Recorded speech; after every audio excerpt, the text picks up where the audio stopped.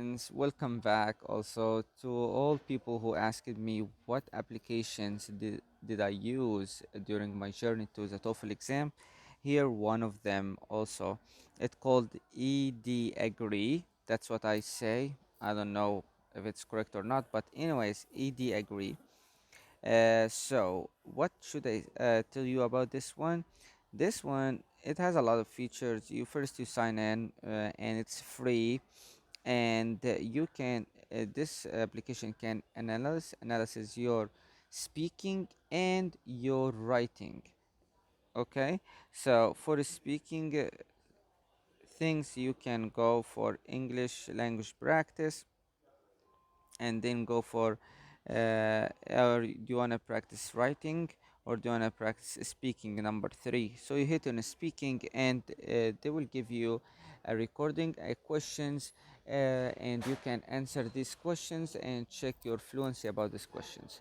The point is, these questions are very old and not matching the TOEFL questions. So what you can do, you can get a question from the TOEFL and then record it here, and they will check your fluency and you're answering questions according to the TOEFL. So what I did, I opened the two tabs on the screen, one for this, and I put a plug in my headphone in, and the other one for example, a TOEFL on YouTube, a TOEFL exam to practice on YouTube. And I go with the YouTube practice, and go with this one at the same time, or using my phone also to record, and also using the computer to give me the questions. And by doing this, I practicing TOEFL questions. I practicing on time because it's on YouTube and you have timer working on, and also this one has timer. And at the end, I will get an idea about my score in the TOEFL exam and about my performance. So I will show you the last one I did. It was about here. If you hit notifications, you will find here the results of this one. mm, okay, oh my lord, sorry, it's so fast downloading. So in the notification, you will find the last question that you answered, and also the last performance for you. So here, a month ago, this is my result. I get my result here, and it will give me this new page according to my results. This is my results here, and these are the criteria that the TOEFL e-reader examine you. Okay, here is my recording for the first question, second question, and etc. going on. All right, and here is my result. So it examine you about distribution of pauses.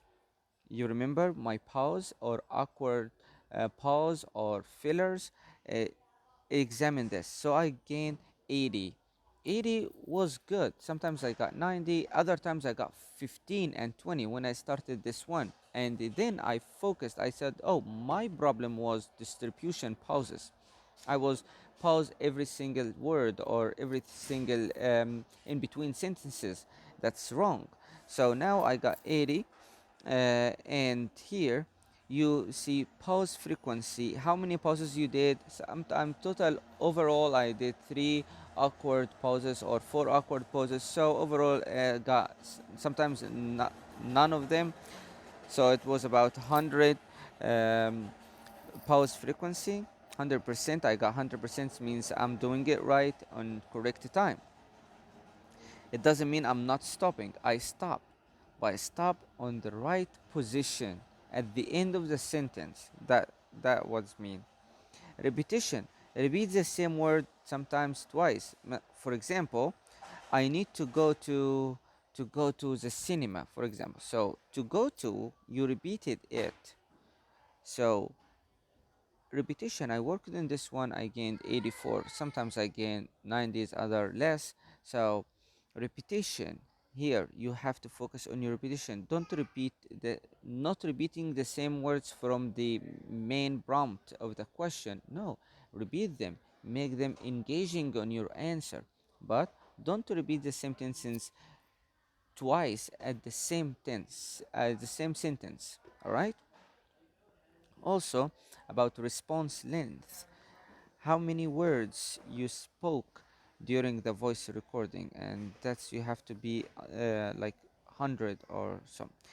As long as you increased your score to hundreds here, you will find that you will gain more score in the exam. Okay, and you have to speaking great rhythm. What does it mean rhythm? Rhythm is whether syllables are stressed appropriately. Stronger speaker tend to put clear stress on appropriate syllables. And how to know this? Every single title of this you can Google it and go to YouTube. Learn about rhythm of speaking English. Speaking great. How many words should I speak?